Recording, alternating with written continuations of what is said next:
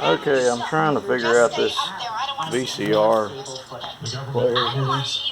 Turn the radio down. It plays, the tape plays fine, the DVD player plays fine. When you press the eject button, it ejects the tape like it should, but it takes the tape right back in.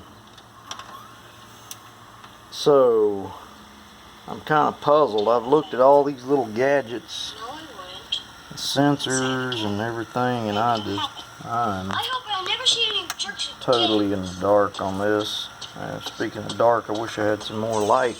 Also, you take the tape, you can grab the tape and pull it out. Once it comes out, you have to be fast. Pull it out, and it won't suck things back in. Okay, and then it's like the player resets, and then you push the tape in, and you have to push it, and it won't take the tape. So then you hit the eject button, and it pulls out and sucks it right back in.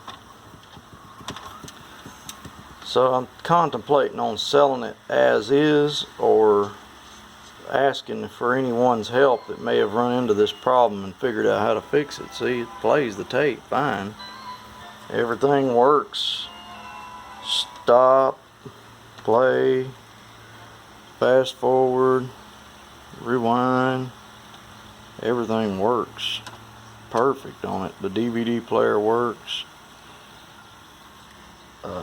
Just puzzling. I can't figure out why when you eject the tape it won't stay out. See? So let me know, guys, what do you think? Should I try to sell it as is, or does anyone have a fix for it? Thanks for watching.